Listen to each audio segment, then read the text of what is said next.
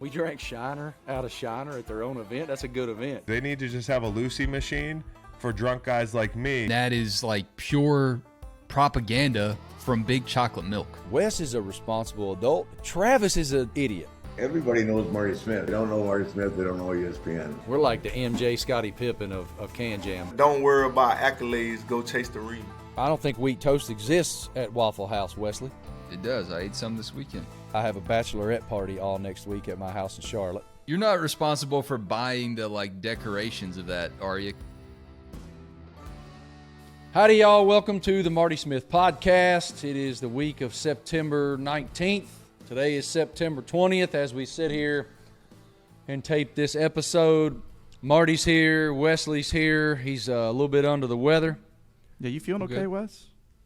I'm good. Travis is here wearing flannel.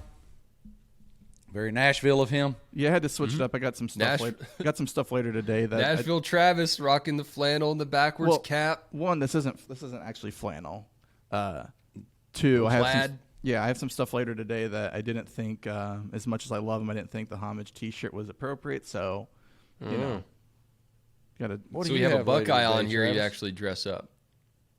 No, well, I should have worn an Ohio State shirt for our guest. Sorry, Marty. What'd you say? What do you have later today?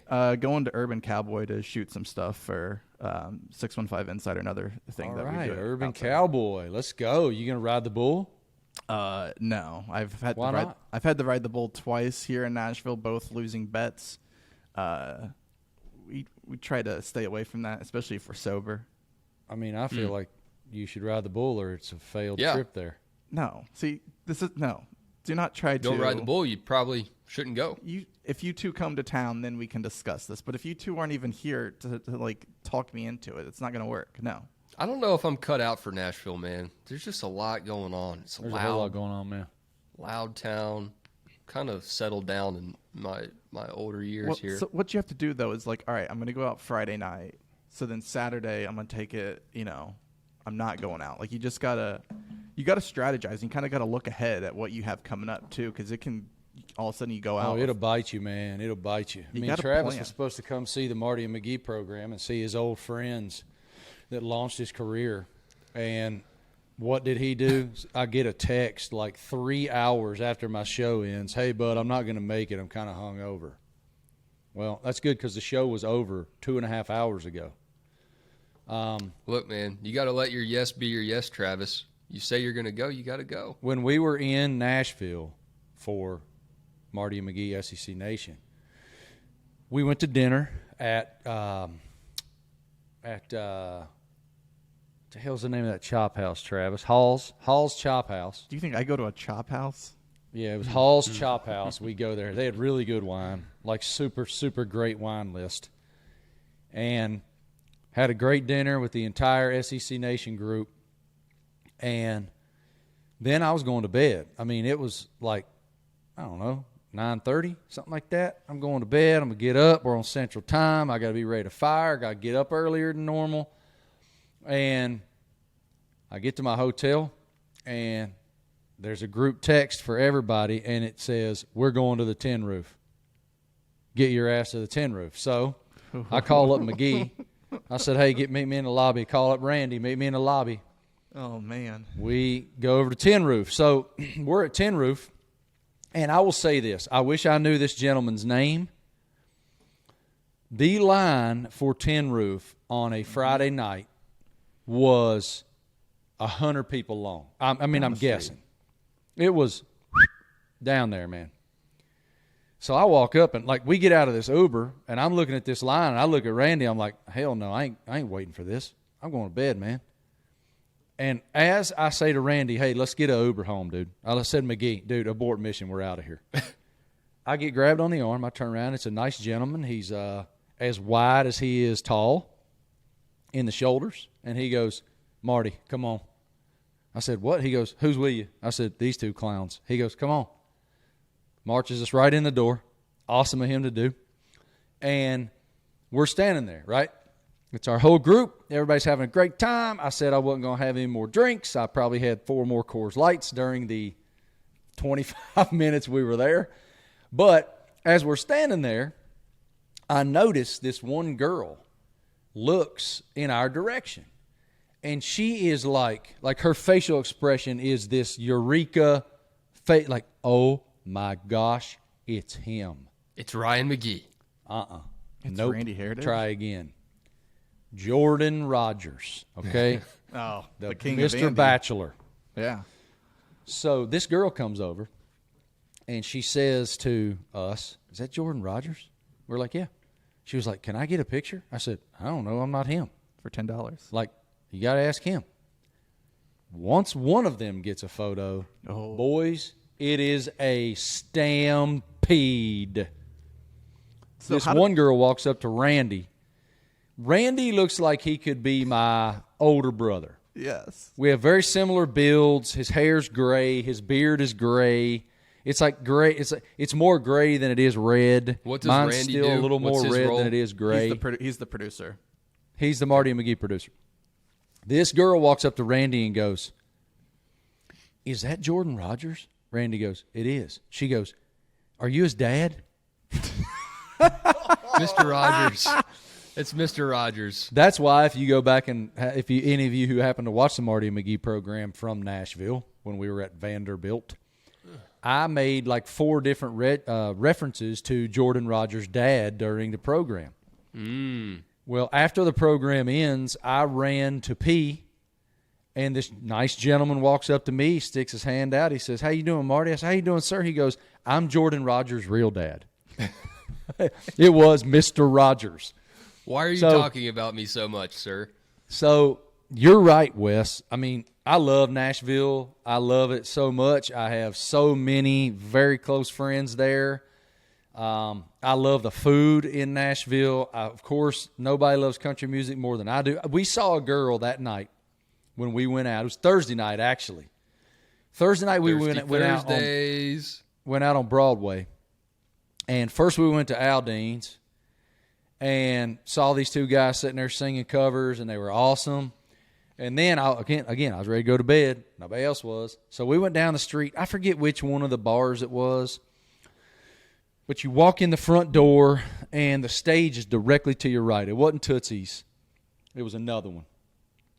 And we walk in the door, and this band is walking up onto the stage, and there was a young lady there who saw this fiddle like Charlie Daniels. I mean, it was insane watching this band. That girl, they played, if you're going to play in Texas, and she slayed that fiddle. Were you at the stage? I don't know. I don't remember what it was called. I've been in all of them, but they kind of run together once your blood alcohol content finds a certain plateau. But anyway, had a blast in there, and then everybody went to Tootsie's except for myself. I left. If you guys had one chance, all right, I'm talking like 8 Mile style. This is your one opportunity. You're in Nashville. You can sing one song. You feel the most confident that you have it in the bag to perform and try to get noticed. What song do you think you could actually knock out of the park? 2 come to mind because they're karaoke go-tos for me. The first is That's Damn Rock and Roll. I love that song. By Chief. The second is She Thinks My Tractor's Sexy by Kenny Chesney. Plowing these fields in a hot summer sun. Didn't you just sing that like last week by or something? the gate, Lordy, here she comes with a basket full of chicken and a big cold jug of sweet tea. That's it. Man, I'm trying. Yes, Wes, I what did would just yours sing this be? at a party a couple weeks ago now. That's a good Slayed one, it, Wes. man. Brought the house down. If I had to sing one, I'd sing Chattahoochee by AJ for sure. But I'd probably put a little Willie Nelson in there too. What would Way you down sing? yonder on the Chattahoochee. Oh, you would sing Chattahoochee by I would Alan cover my Jackson as bases. Willie Nelson. Yeah. It I gets got it. hotter That's good. than a hoochie coochie. I'm a little off with my nasal situation right now, but that's what I'd go with. What about you, Travis? Maybe one. Speaking Too of Many Willie, by maybe Willie's One on Too my Many. Yeti. Don't ever. Man, Willie's such a G, man. Have you ever met him, Marty? Nope. I think I'd die if I met him. Yeah, it'd be an awesome conversation. I don't know how I'd do it. I've read like 5 biographies on Willie. Did you know one year, I want to say it was in the 60s, he was in Tootsie's. Willie was in Tootsie's getting drunk, and it started snowing. And so he walked out in the middle of Broadway and started doing snow angels in the middle of the street, in the middle of Broadway. Couldn't do that now. No, he might die. All right, here's mine. I'm going to go with Luke Combs' One Too Many. Okay. That's my pick. You You're need not a gonna song. sing it for us now? No, You we're don't not, sound too no. confident in it. Listen, I understand I can't sing, so I'm not going to torment our listeners. You're also in an office surrounded by other people. Marty and I are just in the freedom of our own homes. I get it. But the key with a karaoke song, where you're just singing at a bar, is if it's your one song, you got to pick a song that the crowd is going to get into. Far too often, I'm at a karaoke bar, and person picks a song that they love, but nobody knows or nobody cares about, and it's just dead. Like you gotta understand and read the room when you're doing karaoke. You gotta know your can't audience just go up for there. sure. Yes. Or one of two things. Karaoke is one of two things, Travis. It is A, you can sing your ass off, and you pick whatever song you want. Yes, of course. And people are just floored by your talent. Or 2, you pick a popular song that everybody knows and is just pumped that you're singing it. Yeah, it doesn't matter how you sound. Right. You can sound like a cow in heat. Oh, here's another one. Living on a Prayer by Bon Jovi. I mean, yeah, everybody loves that song. Does Right? Do your wives do karaoke at all? Either Nope. of you? Oh, Karaoke not Leinster's thing, bud. my wife has. She likes going to karaoke. She likes watching other people sing karaoke. Yeah. If Lainey was going to do karaoke, her go-to song would be, I like big butts and I cannot lie. You other brothers can't deny. That's funny you say that. That would be Brittany's Lainey's too. that is her jam, bro. She actually knows the words to the song, so that would be the one. Another great song that Lainey loves is Under Pressure by Queen. Okay. Not doon David doon Bowie. doon doon doon doon.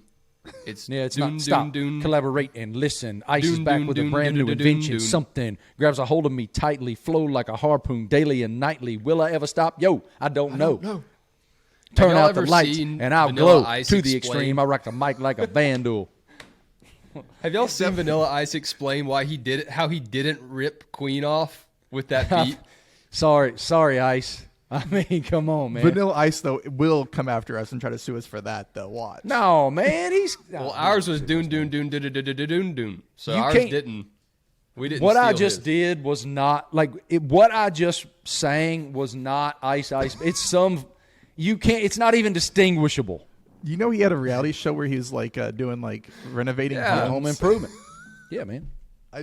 Man, You know, never one time expected I was that. at Pocono Raceway, and Vanilla Ice was the grand marshal of the Pocono 400, and he brought the 5.0. He brought the white Mustang Of to course. Pocono. I mean, you have to, right? I mean, if you have the Mustang, you got to take it. What else are you going to drive? Oh, box body Mustangs are sweet, by the way. box body everything. Super sweet. Like that guy in the dude in Ozark, the private investigator in Ozark. He drives that old like '88 box body Mustang. That thing is awesome. Here's a really inside baseball nerdy car fact for you guys. My brother shared with me. With the the electric vehicles becoming more popular, you know, a lot of these cars were very aerodynamic because of fuel efficiency. But now with all these electric cars coming, there's going to be like this renaissance of square body stuff coming back, trucks Good. and cars and everything, which I think is really sweet. That is really sweet. You know, I was thinking about this the other day. Go ahead, Travis. No, go. I was thinking about fuel the other day and battery powered vehicles. I was like, man, you know, we were out on the water. My girls wanted to go tubing on Sunday, so I took them out on the boat tubing, and I'm slinging them around all over the place. They're doing cartwheels on top of the water like a human yard sale, and I'm like, man, at least boats are still going to use fuel. Like, they don't make electric boats yet, right? Yeah, I don't think you want to mix electricity and water. I'm not a scientist, but I think that's a bad idea. You think? Yeah, I mean, you could just. I mean, they have you batteries zap in them everybody already. in the lake. Boats have batteries anyway. Yeah, but you have that much electricity in one boat in a giant body of water. That sounds like a hazard. I don't know. I think these days they got the technology to make everything waterproof. Imagine going to the fuel dock in 10 years and the same guys that have been filling up your gas tank, the same good old boys up there, are Charge your now battery. just plugging your boat in. Yep. I'll tell you what else, though. So, Laney, all right. So, my boat was not starting. This was months ago. But the boat wasn't starting, and I couldn't figure out why. And what happened was, there was water had gotten in the battery compartment, and the battery was sitting in water, which removes the charge. And so I took the battery out of the compartment and put it perpendicular to the compartment, let it all dry out, and whoa, she cranked right up. How about that? YouTube, son. Learned it on YouTube. YouTube is going to teach my kids everything. YouTube Seriously, it's like going to university. It's like going to college. I go to YouTube all the time for different things that I can't figure out. My vacuum's broken. Go to YouTube, look it up. Like, it can solve everything. Yeah. Our dishwasher wasn't working. Couldn't figure out why. I YouTubed it. There was a tutorial of how to do it. I look at it. I couldn't get the unit from underneath the counter, so we wound up calling plumber. He comes out, or whatever guy we called. I'm like, dude, I think this is the problem. I learned it on YouTube. Sure enough, that was the problem. But we had to hire those guys to do it anyway because there was some solenoid valve that was broken or something. Well, there's just something about watching someone else visually do it and get mad. Like, a lot of the things I've learned on YouTube is putting together like IKEA stuff, because the instructions on paper for some reason just don't translate to my brain. Even Swedish pictures I don't understand. It's a different language. But the videos and seeing someone else, like there's an account out there where a dad just gets mad at IKEA when he's putting his stuff together. That's very relatable content. And I don't know why I'm not doing it. I mean, that's just easy clicks.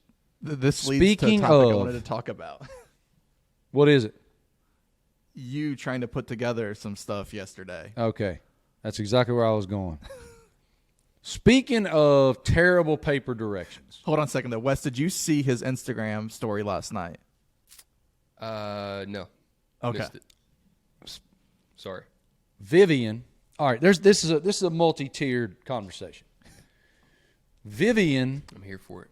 wanted to have this your doll future, Wes. house. Vivian loves these dolls called LOL dolls, and then they have some cousins called OMG dolls. What about the SMH dolls and the WTF dolls? Wes, just get ready. This is your future, Wes. I'm ready, man.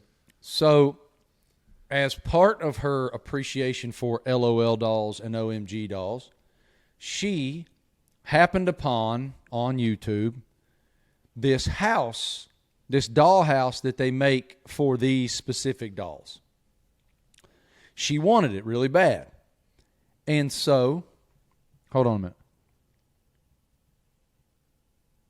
Oh, I just got a text from my beautiful, far better half, Martin. Baby Got Back is one of my favorite songs, not my go-to karaoke song. It's very hard to sing. I stand corrected. Sorry, honey. Now, back to LOLONG, WTF, SMH. Vivian wanted this dollhouse, very specific dollhouse, and that thing was like $200-something. Super expensive.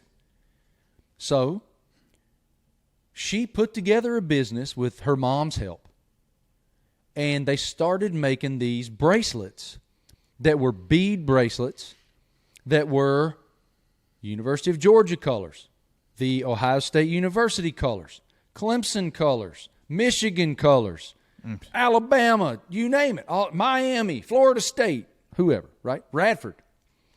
So, Laney does a video on her Instagram of these bracelets and what they're trying to do, how they're trying to make these bracelets for people and raise money. Vivi goes out to the street front out here in front of my house and starts like manually selling these things. A couple neighbors buy them. Our neighbors are amazing. They buy a couple of these bracelets. Then Lainey puts this video on her Instagram story and jumps into my Instagram story and puts it on mine. Y'all, it became a business real fast. This one gentleman, hold on, I'm going to look up his name. This one gentleman who has been an amazing fan of mine for a long time. Let me find it here. Okay. This gentleman who has been an awesome fan of Marty and McGee and of what I do for a long time, my book, his name is Tyler Donovan. Mr. Donovan bought 50 United States Army themed bracelets. Black, gold, and white. 50 of them. By himself, he paid for the dollhouse. And Lainey, her little friend Emmy down the street, Vivi, her little friend Emmy down the street, and Lainey made those bracelets, sent them off. Mr. Donovan's like, oh, do you need me to pay for shipping? I mean, like, he's the most kindest, most selfless person. And so Vivi now has the money to get her LOL, OMG, Wes, WTFs, and SMHs. Yes, that house. OHIOs. OHIO. And so, go Hokies, VT. Did you ever see the video of my buddy who tried to do the VT thing on TV and got it backwards, and they made a whole meme out of him? Anyway. Yes. So the OMG house shows up while I am gone at Auburn University for I the just watched Auburn the story. Penn State game. All right. It's in the back of Laney's car. So I get home yesterday from playing the best round of golf in my life. Let's go. And Laney goes, Martin, OMG house is here. Can you please get it out? It's very heavy. Yeah, I got you. Dude, I pulled this thing out of her car, and it was all heavy as heck. I'm like, where am I putting this thing? Upstairs. You have to build an Take extension it up the on your stairs. house. Unbox the whole thing. I don't know. This is a guesstimate. I'm going to say it was 35 or 40 pieces that needed to be screwed together. And y'all, OMG. there was like 150 screws. That's why they call it the OMG house, Travis. It is. Yeah. I call it the oh shit house. So, Vivi, I'm like, I don't know, we're getting started. I'm looking at the directions. Directions don't make any sense. The pictures are terrible. And I'm like trying to decipher. I don't want to put things backwards. I don't Need want a like subcontractor to come out and help. I needed a lot of help. I needed an engineering degree from Virginia Tech or Georgia Tech in order to get through this thing. So Vivi's helping me. She's so sweet. Like I'm like, I don't know, 30 minutes into putting this thing together. She goes, Dad, those people on YouTube don't know what they're talking about. They said this takes 2 hours. And I was like, oh, it's not going to take 2 hours, baby. Don't worry. They don't have a dad as cool as yours. It took us 3 hours. Dads. It took us 3 hours. You couldn't use a drill. The screw heads were so small. I didn't have a Phillips head bit small enough How about to when they fit. send these screws, they're not the best quality? No, So they are you not. strip all of them. They all get Did they give you stripped. like that one little tool that you have to use for every little thing? Now that's a major bane of my existence is The when you're Allen going to wrench? put together. You're going to put together Yes. like an entertainment center that's 57 pieces and 95 screws, and they give you a wrench that looks like it was made out there to Giles High shop class. I mean, I You mean, actually it have to doesn't even build your fit the own nut. wrench. It They send doesn't you those even parts, fit too. the nut it's supposed to tighten. I swear they give you like a couple extra parts just to fuck with you. Oh, I'm they like, do. Yeah, No question. 100%. There were like 7 extra screws. And I'm sitting here looking at this. I didn't say anything, but I'm sitting here looking at this like, there's 5 or 7 extra screws here.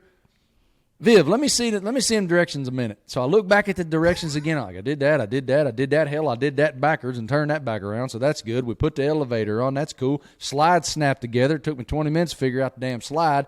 There's a palm tree you got to put on. Viv had gone ahead and put the handrails on the slide, and I'm trying to drill these little screw these little bitty teeny screws in to hold the top of the slide on.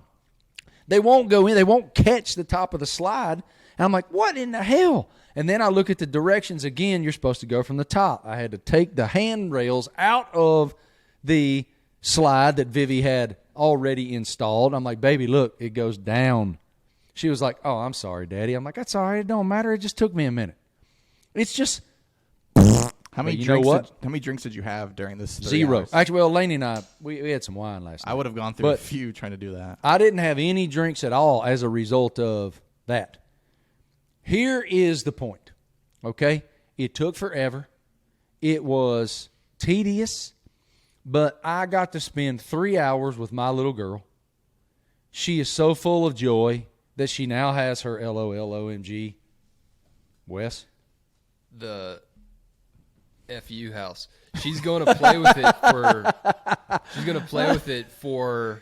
I would say 75% of the time it actually took you to build it. Yeah, I think she's going to really play with it a lot, though. I think right. I think that she and her friends, they love that stuff, man. So I think it'll get some use. And she learned the value of hard work too. Of She did. working to pay And for that. But Wes, lesson learned, Wes. When your daughter gets old enough and she says anything about OMG, you just 86 it. Nope, honey, we're doing this. Like we're just keep it moving. Kate's found a lot of the things that Brittany played with when she was a girl. So it's kind of the hand-me-downs, like the Polly Pockets. Oh, there She you found go. some of them. So she's all about that. So as long as Viv she's says to me satisfied this by morning- that, well, I'm not saying anything. she says to me this morning, Dad, I noticed last night that the Ken dolls that I have that are Barbies are a little too tall for the LOL OMG house, and so I might need to get some new guys. And I'm like, dude, Ken will fit. That's a Ponzi scheme. Sit Ken down. He'll be all right. Marty, Shaquille O'Neal. have you gotten Shaquille O'Neal can fit into places, so Ken can make it. Have you gotten any shots since you jumped into the lake there? At Boone? No, I have not. You okay? No shots. I feel fine. Yeah. All right. You didn't get Everybody- any of you're- that alligator you- disease or You sound far, Rashes. far Yeah, worse than I you do. sound like you jumped in a pond. look. My guy Stetson Bennett can puke on the field at South Carolina and go throw 3 touchdowns. Who am I to say that I can't show up to work and do this podcast? Yeah, Very Laney and I inspirational. have received countless direct messages on social media letting us know that there's a pink eye epidemic at Appalachian State for people that jumped in. There's various other ailments that people have had. I don't know if you can contract some of the things that they have said I might now have as a result of jumping in the water. But I'll tell you, like You my jumped in execution, alone, though. I think when there's a lot of people in there, that might kind of. there's a whole lot more to this. Number one, I did jump in alone. I also devised a very specific and well-executed post-jump strategy. Okay. Jumped in. I did not swim all the way to the exit. I swam right back where I came from. I had them help me out, where the sports information director, Joey Jones, who's a legend, was waiting for me. We walked directly up the hill, probably 100 yards, to Kid Brewer Stadium. I walked directly into the coach's locker room, directly into the shower, stripped naked, washed every single thing that I have 5 times. I washed everything. Rinsed it all off, washed it again, rinsed it all off, washed it again, rinsed it all off, washed it again, rinsed it all off, washed it again, rinsed it all off. I found crevices I didn't even remember I had. I was hoping they took you to like a car wash and just sprayed you down outside. Just walk through all the. I mean, there was a college game day sign that said did you guys see the college game day sign about the pink eye? No, I didn't see that. What did it one. say? I saw I'll show one. you what it I said. saw one sign while you're looking for. I saw one. It said Marty Smith has pink eye. Did you see Luke chug that? First of all, it wasn't a Miller Lite, which I was shocked. But did you see Luke chug that beer when he first got to App State and Boone? I haven't seen anything. A lot of times you'll see people, quote unquote, chug a beer and they never finish it. You could see Luke clearly crack it open, then just opens his mouth and dumps it in. He doesn't close his mouth. He's just swallowing it and finishes this Coors Light. The most amazing performance I think I saw all Saturday. Well, one thing you got to understand is that Miller, like he has a Miller Lite deal, but the company is called Miller Coors. Miller Coors. So even though I'm right. sure they're competitors in the – now here's one thing about the beer business that's interesting, y'all. I learned this when I used to do appearances with Dale Jr. for Bud. They have a thing called share of stomach. So it's like eyeballs on TVs. They're measuring your gut. Even though Miller Coors are still the same company, I don't know this, but they battle for share of stomach. But I would imagine it's okay Miller Lite gets a lot of exposure because of Luke. They made a Luke Combs can. Have you guys seen it? Missed that I one. haven't. It's got a cartoon Luke on it. I drank a bunch of them when we were. I do love a good when we did our alternate redneck combine over at Bank of America Stadium. Oh yeah, that looked like a lot of fun. It was a blast. We had a lot of fun. All right, we have an awesome guest today here on the Marty Smith podcast, somebody that I admire greatly. Met this young man back in 2014 when ESPN embedded me with Travis Rockhold's The Ohio State University as they prepared to face Alabama in the Sugar Bowl that year. Went on to win the national title, and this guy was one of the lifeblood guys of that team. Joshua Perry wore number 37 for Ohio State. He was a wonderful, wonderful player and wonderful, wonderful ambassador at that school. He had a 3 or 4 year career in the National Football League for the Colts and the Chargers. And now he is an analyst and analyst not only in studio but also on some games for Big Ten Network. His media career is exploding, and he has just the most awesome perspective on not only the game but on life. I love his whole family. I've met his whole family. So let's bring Josh in. As we stated, it is such a pleasure for me to welcome Joshua Perry to the podcast. I have known him for some time now. Met him when he was an absolute monster in the middle of the Ohio State University defense back during the national championship season of 2014. And first, I just want to ask how you doing, man. I love you. I'm so proud of what you're doing. And update us. I mean, you're like this television superstar now. How's it going, man? I don't know about a superstar. Everything's going well. I'm fortunate and blessed. I can remember back to when we first met. And one of the things that always stood out about what you did was your relationship building with players, but also just your professionalism. And I had an opportunity after I retired from the NFL in 2018 to step into media. And it's kind of taken off from there. But I've always kept in the forefront of just being a professional dude that's relatable, and takes the time to really get to know the people that I get the pleasure to spend time with. So it's been a ton of fun. Doing a little bit of everything, covering college football on Big Ten Network, doing some work with Bally Sports as well on a daily studio show. And I could not be happier as a guy who never truly like intended to do this when I was done playing, this has been an absolute dream come true. It's the least surprising thing in the history of the universe that you're thriving in media. I remember when we met, you told me and shared with me that it was something you were interested in doing. You know, when you got done with your playing career, and you're so talented at taking the expertise that you have between the lines and conveying it to the audience. That's a lot harder thing to do than people realize. And you were great at it for me when I was, trying to get information about you and your teammates and schematic things and the intensity of the unit. All of those things you were so good at sharing with me in a way that I could share it to the 7 trillion Ohio State fanatics out there, including Travis, who was probably drunk somewhere, cussing me out. Why is this redneck talking about my team on my television? But I just want to I want to go back to that team, man. We'll get into what you're doing and whatnot in a minute, but that was an unbelievably special group of men and an unbelievably destined group of men. There were pros everywhere on that roster, and I remember how the season started because, of course, I'm a Virginia Tech guy.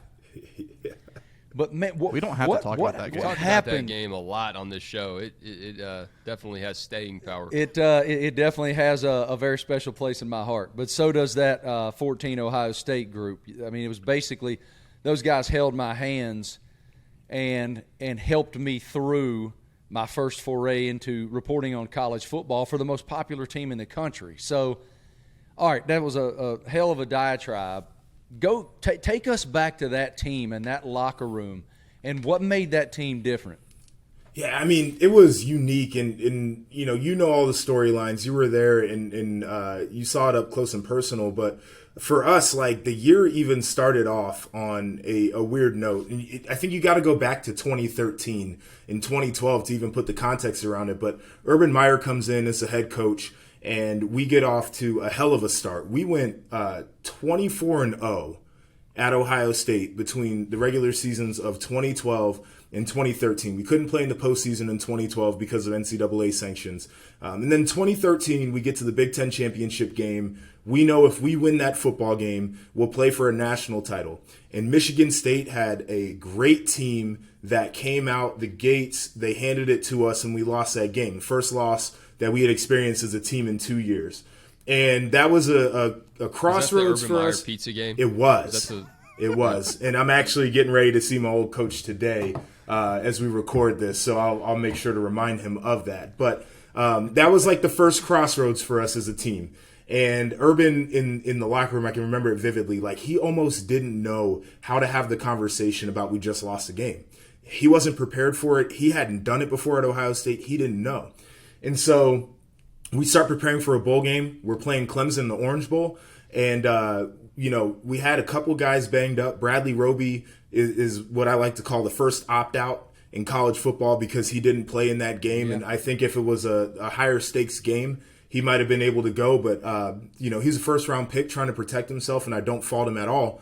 But we were down a man, so you got Von Bell making his first real appearance in college football. We had the electric offense with Braxton Miller and Carlos Hyde, and Zeke was really starting to come on as Ezekiel Elliott as well. Great wide receiver group. But we go down there and we make some mistakes. I don't think we're fully invested in the game, and we lose. So you have 24 straight and then 2 losses in a row. And in that game, Braxton busts his shoulder up. So he's rehabbing all offseason, trying to get back. Fast forward to fall camp. Braxton throws like an easy swing route out to the flats. Something happens in his shoulder, and we just all knew, like, Braxton's done. And so we're toward the end of training camp. It just his reaction off of such a pedestrian throw was an overreaction. And, I mean, you could cut the tension on that practice field with a knife, and everybody went dead. It was silent. And you remember Curtis Grant, and I can remember he kind of grabs us on the defensive sideline during practice, and he was like, man, this is going to be on us this year. He's like, we're going to have to tighten up.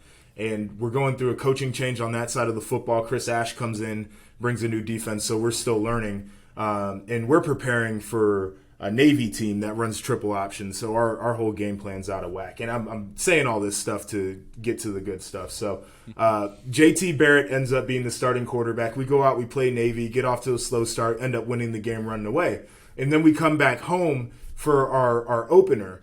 And defensively, we don't know how to defend the spread anymore because we were so obsessed with defending the triple option. Virginia Tech comes out in the bare front, and they're running zero coverage behind it, and we didn't have any answers. And so we lose that game, our home opener of 2014. And so it was 24 straight wins, and now you're looking at 3 out of 4 games you just lost. And the program could go to hell based off of that. Like, it could be done. And just a few guys in that locker room said, this is not who we are. This is not what this university is. And we're going to figure out how to turn this thing around. And we just went to work, and the wins started stacking up. We get to the end of the year. We're playing Michigan at home. Those who remember the story, like deep into it, Coach Sakara George, one of our teammates, went missing that week. And so they ran a PSA and had a moment of silence before the game, had no idea what had happened to him. We play the game, we're rolling. JT Barrett breaks his ankle. Cardale Jones has to step in.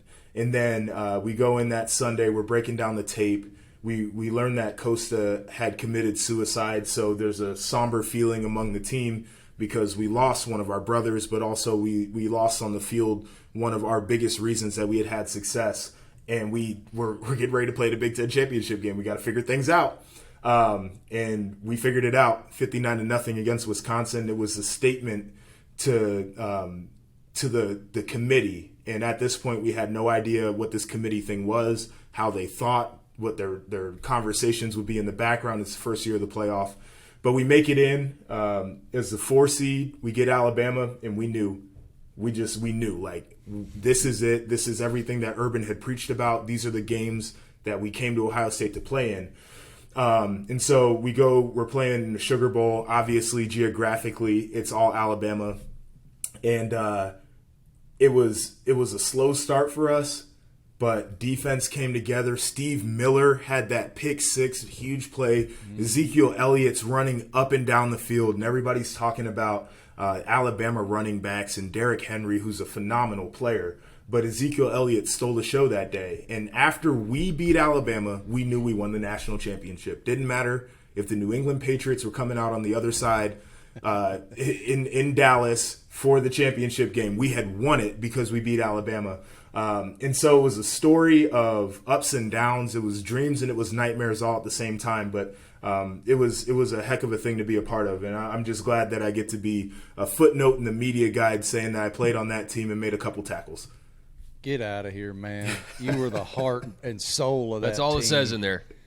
You know, made a couple tackles. I want to know, though, when Marty Okay, walks...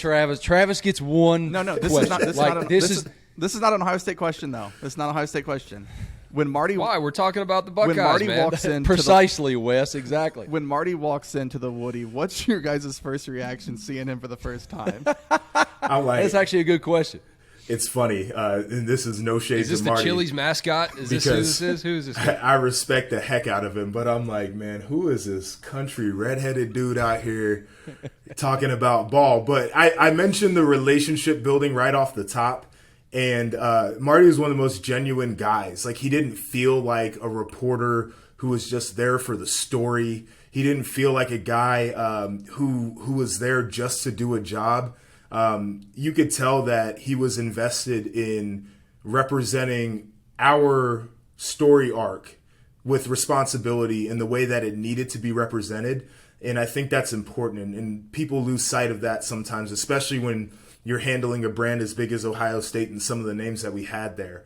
But it was always cool because basically once the playoff starts, they assign the reporter and like that's your media point of contact, you know, at the biggest media thing in the world. And so it was great to build the relationship, and you know, Marty is as fun and lighthearted as anybody in the business too. So there were a lot of laughs, a lot of good times. Like, I remember media day, it was awesome. So it was a ton of fun, but at first it was like, man, we got an old country guy over here in the Midwest. Like, this should be good. And It sounds like Marty is partially responsible for the team's mentality going into that playoff game, so y'all might owe him a little bit of respect. I got for to that text victory. Urban and ask him where the hell my ring is. I think, go. no. I think you owe Ohio State for your success, Marty. I think this I do. You know, it's funny, as Josh was talking about that, it makes me think about, and I've told Travis this story before, and Imagine there are if you're times stuck when with crappy Bama. I do public speaking, and I'll tell this story. And since it's my damn show, I'll tell the story now. But, you know, I remember that media day at the Sugar Bowl very, very distinctly. And one of the reasons is when I went into that specific assignment, I knew I'd been in media for a very long time. And I was in media in NASCAR. Mm-hmm. And so I knew that's a very passionate fan base. I knew that when people came in from the outside and they tried to use certain verbiage, and they tried to – I didn't know Cardale Jones from, you know, damn President Obama. Like Nobody did, though. Nobody Right. did at So that is this time. like was this your first college football Very season, Marty? first was the Yes. college football Wow. playoff with Ohio State. And so they dropped me in Columbus like an alien from Mars. And I We're made Pit the Crews. I made the decision the very first day when I walked into the Woody. I am going to report what I see and what I find to be interesting about this program. That's it. I'm not going to get into the weeds and try to be something I'm not, because Ohio State fans know a fraud the second they see it. And so one of the things that I thought was super cool were those Buckeye stickers on that helmet behind me. And I've always thought that was cool, all the way back to that awesome ESPN commercial, Buckeye! Like, I used to love that. Well, that media day at the Sugar Bowl, if you remember, Josh, all you guys were sitting at tables on the Yep. playing surface Yep. in the Superdome. And so I'm walking around. There's like 10 minutes left in the media day. And I had asked Jerry Emig, the sports information czar at Ohio State, to give me a helmet sticker sleeve. So I'm walking around with this little square with Buckeye stickers on it. And I slid it across the table to Joey Bosa. And I slid it across the table to Zeke Elliott. And I slid it across the table to Taylor Decker. And I slid it across the table to Kurt, all these guys, right? And I'm like, what are these? What is this sticker right here? Well, if I get a sack, I get no. What do they mean? What are they? What's it mean when you get this? I mean, I bet I asked 5 different guys. Finally, the guy comes on the loudspeaker. He's like, 2 minutes left in the session. And I'm like, well, shit. I'll try one more. My boy Devin Smith is sitting all by himself. Nobody's around. He's like looking at his phone. And I go over there and I said, hey, bro, I'm gonna show you something, and I want you to tell me what it means to you. And he's like, all right. So I slide the helmet sticker across the poker table. And he goes, oh, I'm on special teams. So if I'm like, Devin, damn it, what do the stickers mean to you? And he sat up in his chair, and he goes, okay, Mr. Marty, I see where you're going. That helmet sticker is Archie Griffin waiting on me when I get to the locker room to ensure that I'm prepared to uphold the tradition of the Ohio State University. That sticker is Chris Carter waiting on me when I exit the tunnel onto the playing surface to make sure that I'm prepared to uphold the tradition of the Ohio State University. That helmet sticker is Orlando Pace walking into my huddle to make sure that I'm prepared to uphold the tradition of the Ohio State University. He named like 7 different players. Well, and I was ready to strap up and knock the crap out of something. And I will never forget, I saved that report until right before kickoff of the Sugar Bowl. And it was the last report I did that entire time. And Ohio State fans still, what was that, 8-9 years ago? Ohio State fans in restaurants and airports still approach me about that report and how amazing they thought it was and how it encompassed this tradition that never dies if you played in that program. That, to me, really encompasses that tradition that program is, and how if you played in it, you are rooted in it forever. I mean, it's like, okay, Joe Burrow Joe Burrow might have had the greatest team of all time at LSU. Joe Burrow spent week 1 in Columbus. He did. It's just this amazing brotherhood up there. It's uncommon, and like the guys who I played with are all still my best friends.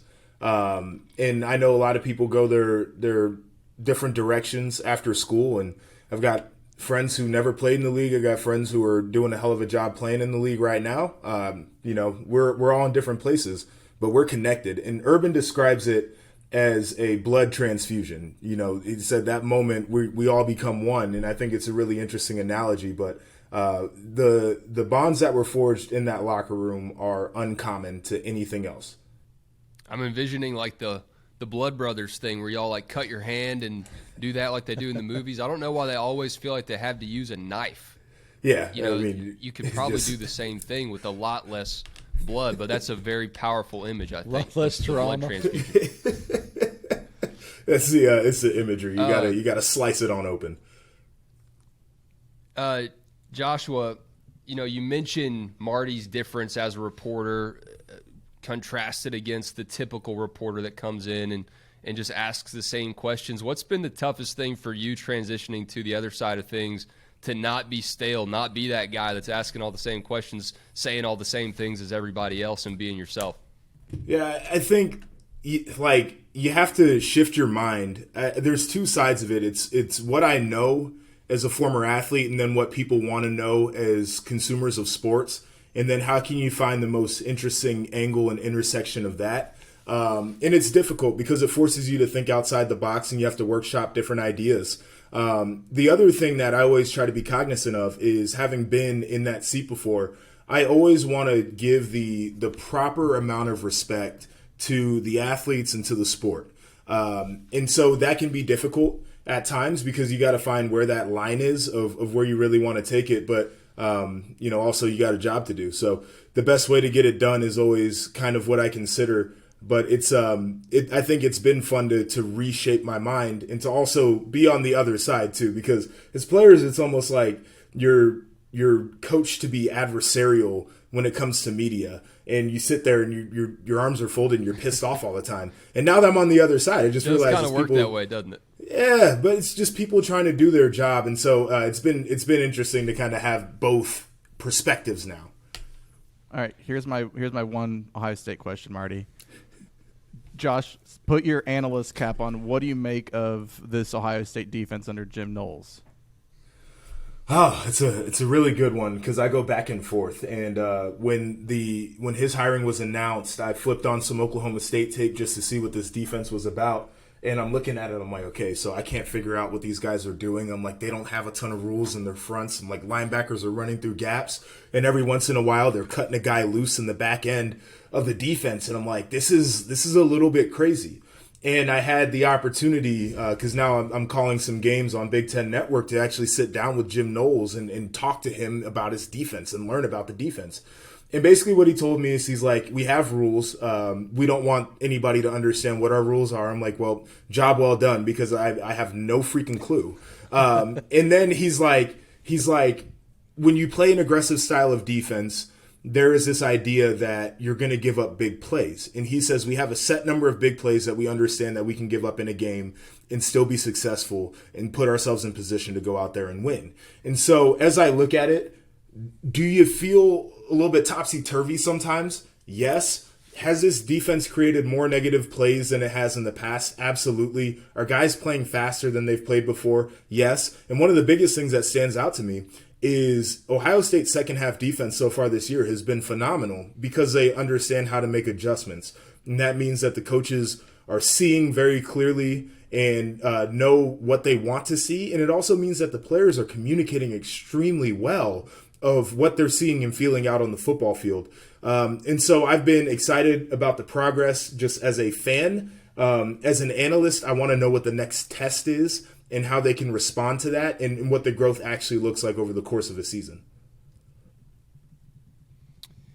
I have been in the facility in Columbus, Ohio. I have seen the countdown clock to the Michigan game.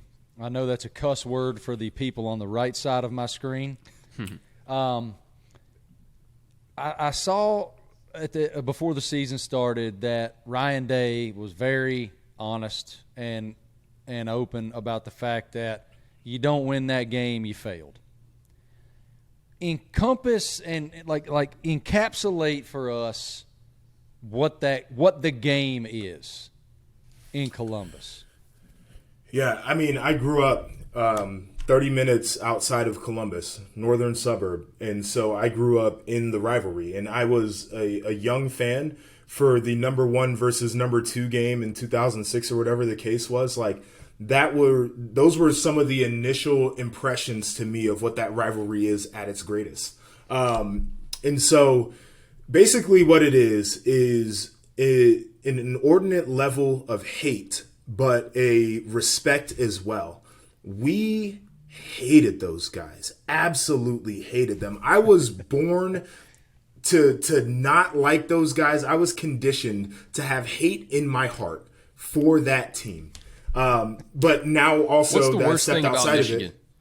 Well, I'm not going to get into it. I don't want to lose any credibility among the Michigan people that tune into my stuff. But I will say this is like taking a step out of it. Braylon Edwards has become a good friend of mine. Jake Butt, who is a 2-time All-American tight end there, is a great friend of mine now. Yep. Like, that's where the respect comes from. On the field, no love lost. Like, couldn't stand it. So this is basically what happens is the week leading up to the game on Ohio State's campus and other places in Central Ohio, every M on campus is crossed out. They don't exist anymore. It's called Hate Week, and that's how it starts. And then everybody's doing a pep rally. Every ad that you see is centered around the rivalry. Players are like, your eyes change color. Your mouth starts to foam up. And it's because you've prepared all year to play this game, even though you haven't prepared all year to play in that game.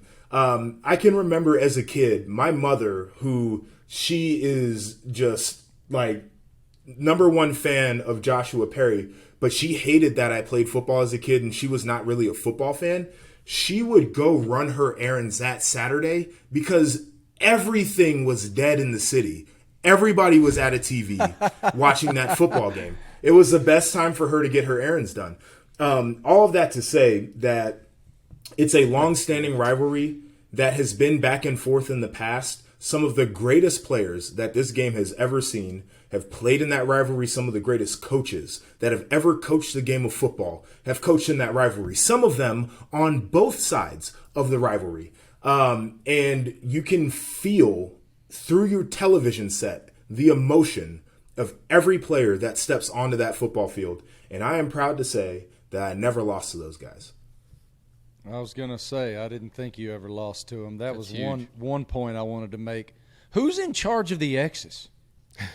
That's a really good question. There's probably an intramural student group or something like that is literally funded by the university.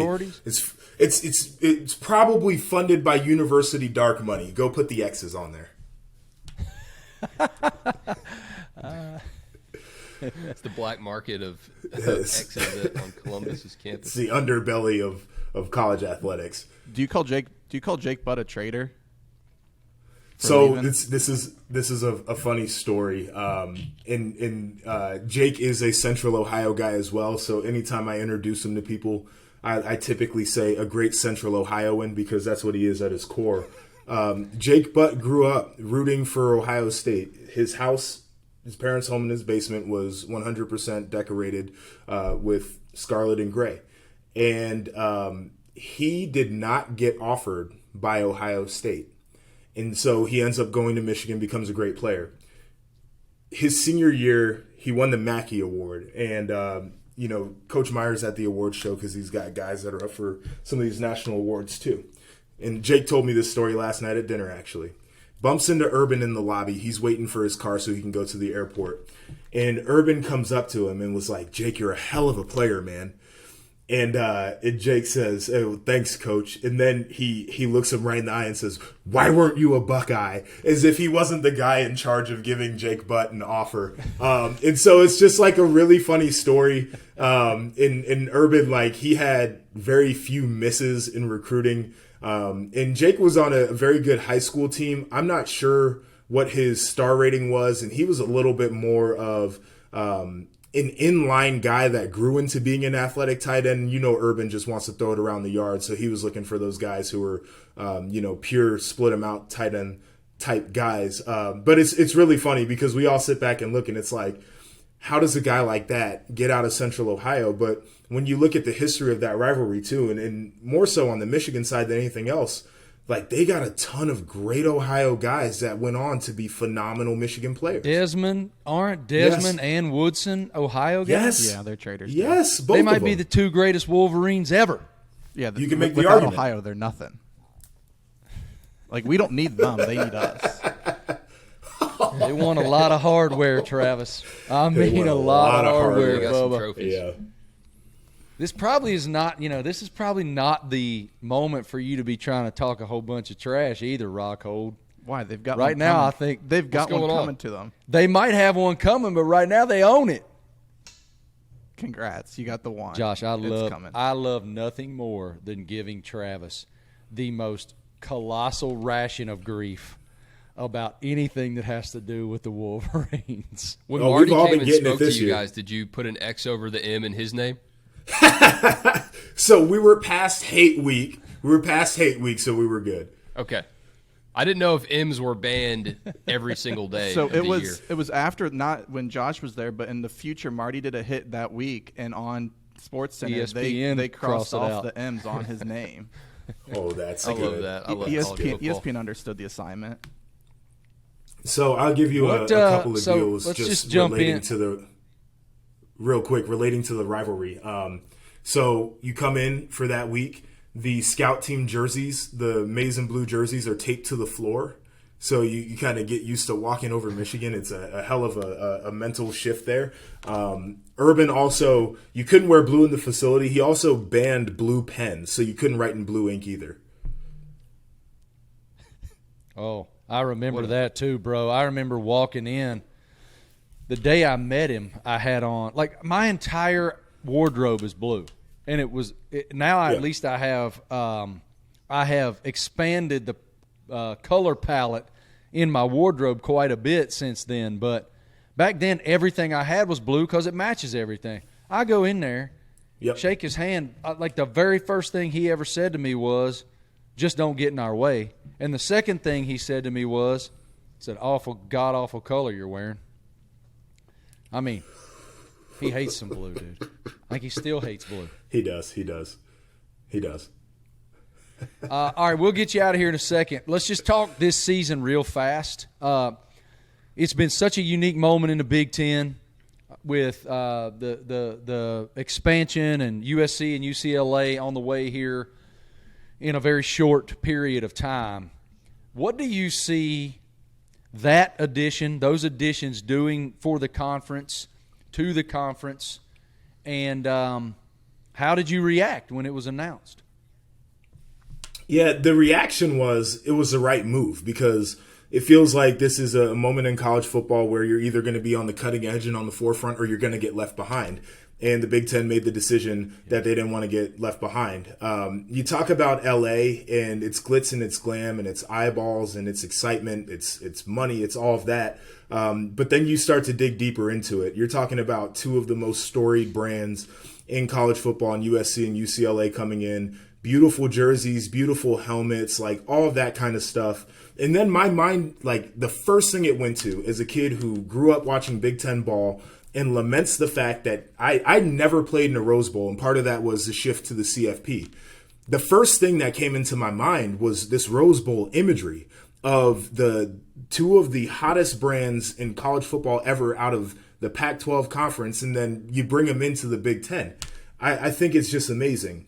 And then I went back to this thought of sitting down with conference commissioners, and I've gotten to know Kevin Warren well over the last couple of years. My first year at the network, Jim Delaney was still running the Big Ten, and we always had opportunities to sit down with him. But you asked the question, Jim, why did you go with Big Ten East and West? Maybe North and South for the divisions would have been a little bit more equitable in terms of competitive balance. And he says that the Big Ten is the Coast to Coast Conference. We are a national conference. We're nationally known. And East and West feels like it encompasses that better than North and South does. And I'm like, damn, that's really interesting.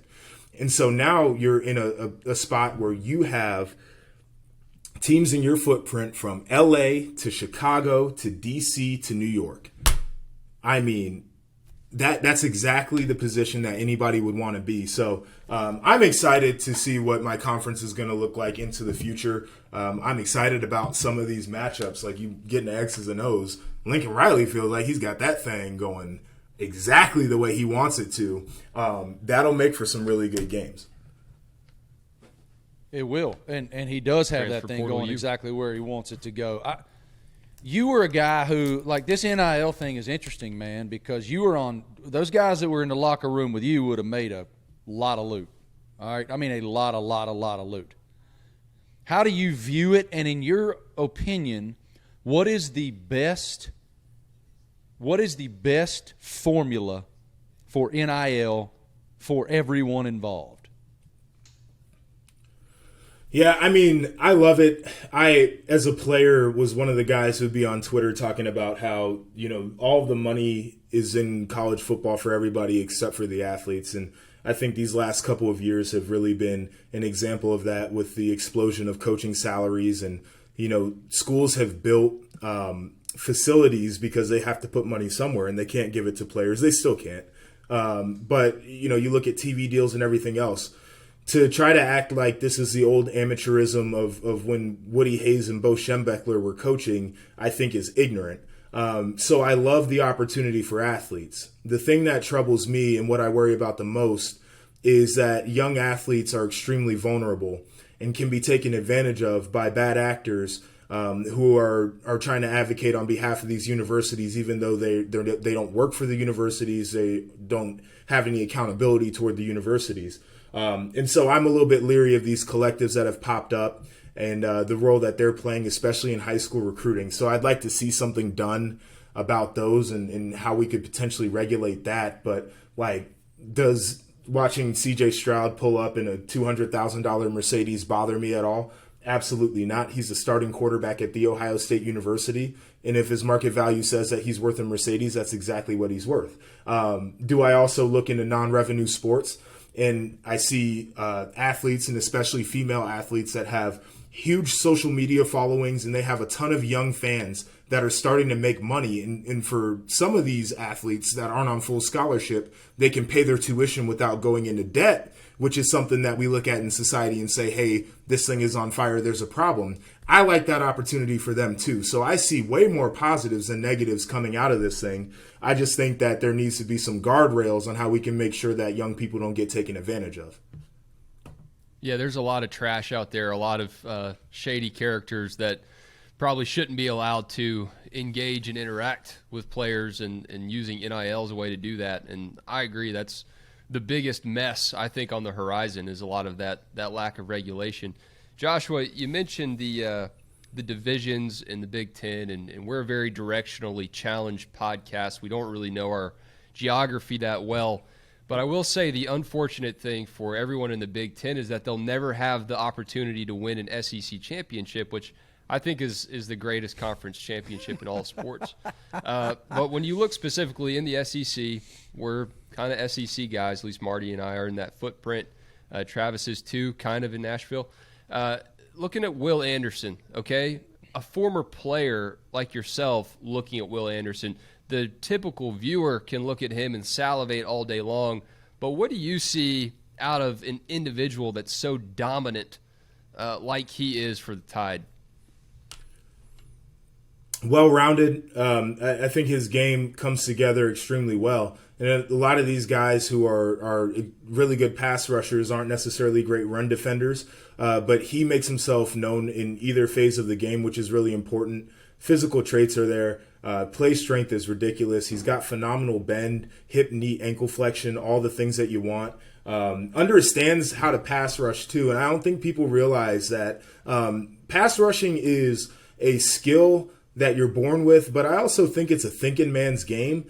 You set up your pass rush tree. So if you come off the line at first, you hit somebody with the speed rush. Now you got them kicking. Once you do that, you can hit them with the bull rush, and now they're going to want to anchor you. And once they anchor, you can freeze them, and then you can get around them. Like, he's a guy who understands all those things, so he sets up each and every one of his rushes like a professional does. Here's what I would say, and this is going to be a little bit of a hot take, but Aiden Hutchinson, the phenomenal season that he had a year ago, give him a ton of credit. Will Anderson, twice the amount of TFLs last year and didn't get half the credit. It's kind of wild when you watch it happen. That guy was ridiculous. Box office for me is somebody who loves defensive football to watch. And so just to see how mature his game is, I think it's really impressive.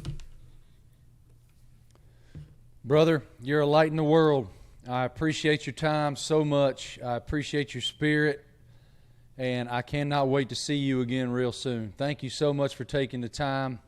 I'm so proud of you. Keep hammering, man. Thank you, Joshua. Thank you. I told that young man when I met him at Ohio State that he was going to do whatever he wanted to do, that his spirit and kindness and perspective on things were so rare, especially at his age then, that he was going to do whatever he wanted to do. I knew that he'd be a media star. He's just getting started. If he wanted he's to, going to do such huge things. He could lead a Fortune 500 company. Like, he could do whatever. I remember Urban Meyer telling me that about Joshua when I went to Urban, when I still didn't really know Urban very well yet. And I'm like, man, that guy Perry, he's a special one. He goes, he's either going to be the governor of Ohio, he's going to run a Fortune 500 company, or be a media superstar. I'd watch him. And I mean, he just what a beautiful person. I'm a humongous fan. Josh and I went one time to Jeff Ruby's Steakhouse in Columbus. It was the day they announced Ryan Day as the head coach of Ohio State, and got done with all the work. Was staying that night, and I know Jeff Ruby pretty well from all the time I've spent not only in Louisville but also in Columbus. And we're sitting there having a great dinner. Our production group, myself, Josh came, and in the middle of the dinner, I get FaceTimed by Jeff, and Jeff goes, "Hey, wine's on me." That's my man. Love you, Jeff.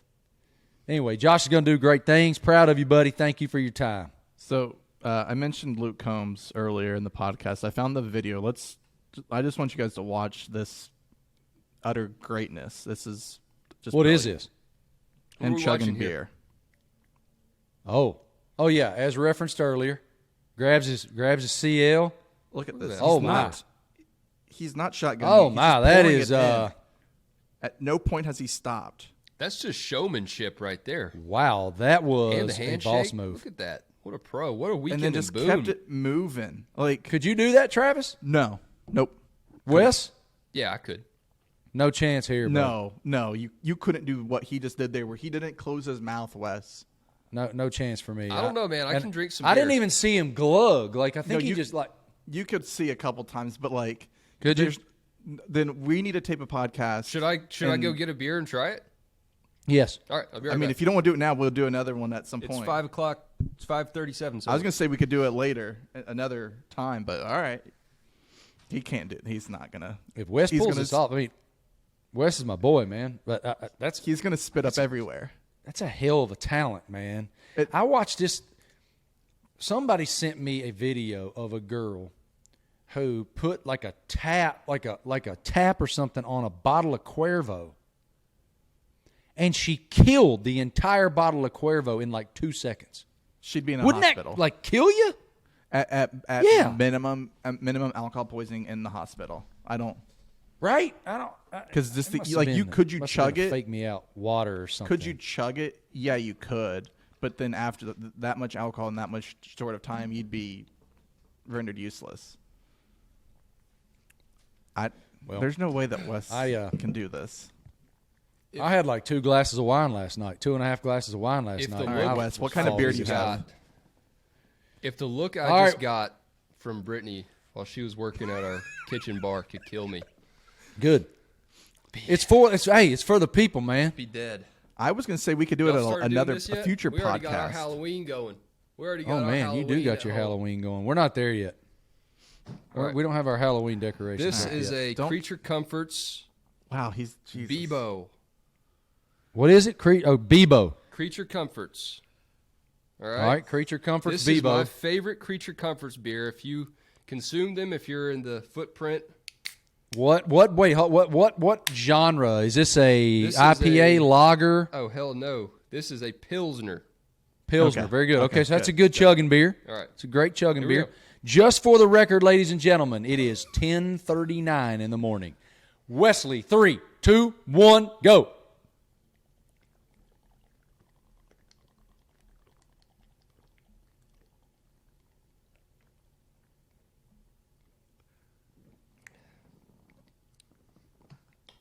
I mean, Pretty good. I didn't want to do the fountain. Well, see, that's what I wanted to see.